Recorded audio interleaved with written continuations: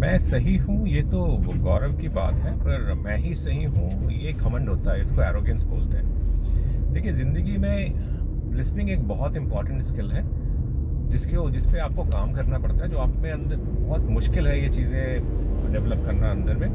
मैं इसके बारे में आपको आज बात करता हूँ कि लिसनिंग इन लाइफ में कितनी इंपॉर्टेंस आपके प्ले करती है।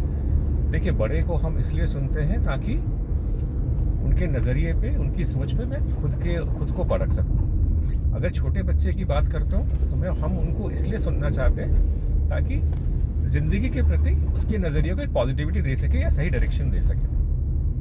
जो साथ वाले होते हैं वो थोड़ा सा कॉम्प्लेक्स है, वो मुश्किल है समझना, क्योंकि ये टिपिकली आपके दोस्त होते हैं या ऑफिस में कुलीग होते हैं। मैं कोशिश करता हूँ मैं कैसे इस पे काम करता हूँ या मैं क्या चीज़ को इम्पोर्टेंस देता हूँ वो बताने की कोशिश करता हूँ।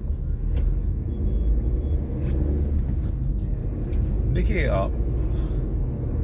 मैं ज़्यादातर लोगों को जो रीड करता हूँ या समझता हूँ वो उनके सबकॉन्शियस माइंड से रीड करने की कोशिश करता हूँ। सबकॉन्शियस माइंड, जिसे आप गाड़ी चलाना सीखते हो तो आपको शुरू में लगता है कि अब मुझे स्टीयरिंग घुमानी है या मुझे क्लच छोड़ना है या ब्रेक लगाना है, या कहीं स्पीड ब्रेकर आए तो आप बहुत पहले ब्रेक लगा लेते हो, बिकॉज आपको अंदाज नहीं होता है कि आप गाड़ी सीख रहे हो कब आपको ब्रेक लगानी है। यही चीज़ें ज़िंदगी में भी है। जब आप आपके ज़िंदगी में कोई नया इंसान आता है या ऑफिस में कोई आपके टीम में या फिर आपके जानने में कोई नया इंसान आता है, तो मैं हमेशा ये एडवाइस करता हूँ या मैं हमेशा उसको पहले उसके सबकॉन्शियस माइंड पे रीड करता हूँ, जज करने की कोशिश करता हूँ। सबकॉन्शियस माइंड से किसी को जज करना बहुत आसान नहीं होता, बिकॉज इसमें टाइम लगता है। मैं ये मान के चलता हूँ कि बंदा ज़्यादातर टाइम कॉन्शियस माइंड से ही बातें कर रहा होता है या रिएक्ट कर रहा होता है। तो सबकॉन्शियस माइंड में जो होता है वो एक्चुअली किसी भी इंडिविजुअल का रियल कैरेक्टर होता है। तो आपको सबकॉन्शियस माइंड में उसके पहुंचने के लिए उसको टाइम देना पड़ेगा।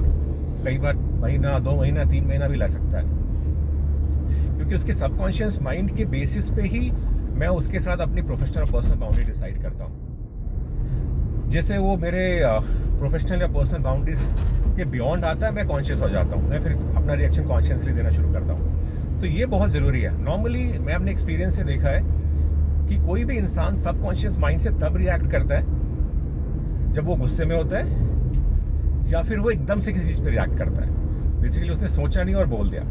तो वो जो रिएक्शंस आते हैं ना किसी के इंसान के किसी के, वो उसके सबकॉन्शियस माइंड से आते हैं। आप भी देखिए, आपको भी कोई हो सकता है सबकॉन्शियस माइंड पे रीड कर रहा हो, बट आप ये करके देखिए।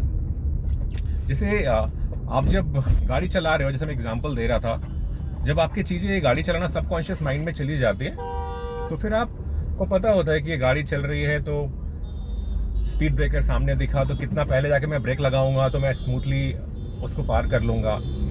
जब आप कॉन्शियसली सीख रहे होते हो तो आप समय से पहले ब्रेक लगा देते हो, या मुड़ना है तो आप रहेगा कॉन्शियस माइंड में रहेगा कि नहीं मुझे आगे मुड़ना है। अब जब आप बिल्कुल गाड़ी चलाने की बिल्कुल आदतन हो जाते हो तो फिर आपको नहीं सोचना पड़ता, आगे मोड़ आ रही है, आपको पता है कब जाके हैंडल मुझे टर्न करनी है और कितनी टर्न करनी है।